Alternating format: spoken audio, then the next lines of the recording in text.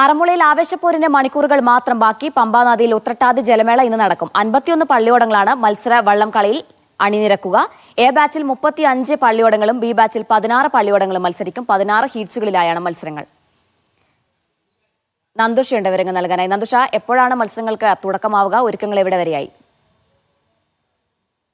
ആറന്മുളയിൽ ഉത്രട്ടാതി ജലമേളയ്ക്കുള്ള എല്ലാ ഒരുക്കങ്ങളും പൂർത്തിയായി എന്ന് തന്നെ പറയാം. ജില്ലാ ഭരണകൂടത്തിൻ്റെ ഭാഗത്തു നിന്നും അതല്ലാതെ ദേവസ്വം ബോർഡിൻ്റെ ഭാഗത്തു നിന്നും ക്ഷേത്രത്തിൻ്റെ ഭാരവാഹികളുടെ ഭാഗത്തു നിന്നൊക്കെയുള്ള എല്ലാ ഒരുക്കങ്ങളും ഇവിടെ പൂർത്തിയായിട്ടുണ്ട്.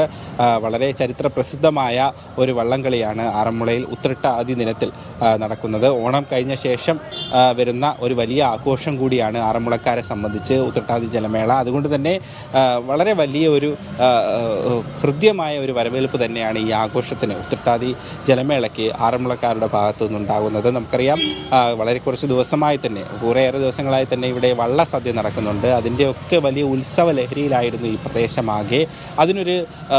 അതിനൊരു പാരമ്യത്തിലെത്തിക്കുന്ന തരത്തിലുള്ള വലിയൊരു ആഘോഷമാണ് ആറന്മുളയിൽ ഇന്ന് നടക്കാനിരിക്കുന്നത് ഉത്രട്ടാതി ജലമേള. 52 പള്ളിയോട കരകളിൽ നിന്നായി 52 പള്ളിയോടങ്ങളാണ് 2 ബാച്ചുകളിലായി, എ ബാച്ചിലും ബി ബാച്ചിലുമായി ഇന്നിവിടെ ഈ വള്ളംകളിയിൽ മത്സരിക്കുന്നത്.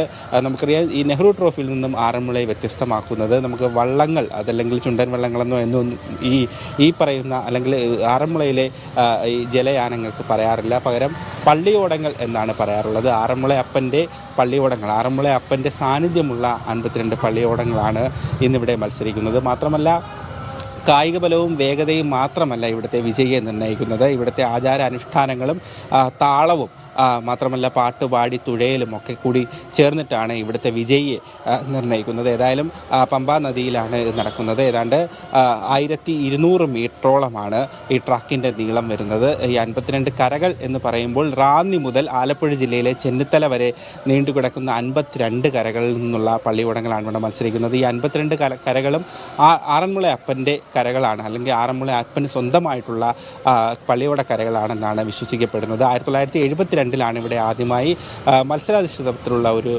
ജലമേള നടക്കുന്നത്. അതിനു മുൻപ് ആറന്മുള ക്ഷേത്രത്തിൻ്റെ പ്രതിഷ്ഠാ ദിനത്തിൽ ചെറിയ രീതിയിലൊക്കെ ഇവിടെ വള്ളംകളി നടത്തിയിരുന്നു എന്നാണ് പറയപ്പെടുന്നത്. ആറന്മുള ക്ഷേത്രത്തിൻ്റെ പ്രതിഷ്ഠാ ദിനത്തിലാണ് പ്രധാനമായും ഈ വള്ളംകളി ഇവിടെ നടത്തി വരുന്നത്. അതാണ് അതിൻ്റെ ആചാരാനുഷ്ഠാനങ്ങളുടെ ഭാഗമായി കൂടുതൽ പ്രാധാന്യം ആചാരങ്ങൾക്കും അനുഷ്ഠാനങ്ങൾക്കും നൽകിക്കൊണ്ട് ഈ ക്ഷേത്രവുമായി ബന്ധപ്പെട്ട നിരവധി വിശ്വാസങ്ങൾക്കും ആ പ്രാധാന്യം നൽകിക്കൊണ്ടാണ് ഈ ജലമേള ഇന്നിവിടെ നടക്കുന്നത്. ഏതായാലും പമ്പാ നദിയിലുള്ള ജലക്രമീകരണത്തിൻ്റെ ഭാഗമായി ഡാമുകളൊക്കെ തുറന്നുവിട്ട് കൂടുതൽ ജലം ഞാൻ കുറച്ച് മുൻപ് പറഞ്ഞ ഈ ട്രാക്കുകളിൽ ക്രമീകരിച്ചിട്ടുണ്ട്. പൂർണ്ണമായും ഡിജിറ്റൽ സംവിധാനത്തിൻ്റെ സഹായത്തോടു കൂടിയായിരിക്കും വിജയികളെ പ്രഖ്യാപിക്കുക എന്നുള്ള വലിയ പ്രത്യേകത കൂടി ഇത്തവണ ജലമേളയ്ക്കുണ്ട്. ഏതായാലും ഒരുക്കങ്ങൾ പൂർത്തിയായിട്ടുണ്ട്. ആറന്മുള ഉത്രട്ടാതി വള്ളംകളിയെ വരവേൽക്കാനായി, അല്ലെങ്കിൽ ആ ഒരു ആവേശത്തെ വരവേൽക്കാനായി ആറന്മുളയും പത്തനംതിട്ട ജില്ലയും ഒരുങ്ങിക്കഴിഞ്ഞു. അതുകൊണ്ട് തന്നെ ഇന്നത്തെ പത്തനംതിട്ട ജില്ലയിലെ വിദ്യാഭ്യാസ സ്ഥാപനങ്ങൾക്കും സർക്കാർ ഓഫീസുകൾക്കും ഇന്ന് പ്രാദേശിക അവധി പ്രഖ്യാപിച്ചിട്ടുണ്ട്. ഒരുക്കങ്ങൾ പൂർത്തിയായിരിക്കുകയാണ് ജില്ല. ഓക്കെ, ഉത്രട്ടാതി ജലമേളയ്ക്ക് ഇനി മണിക്കൂറുകൾ മാത്രമാണ് ബാക്കിയുള്ളത്. ഒരുക്കങ്ങൾ പൂർത്തിയായി. നന്ദുഷയാണ് വിശദാംശങ്ങൾ നൽകിയത്.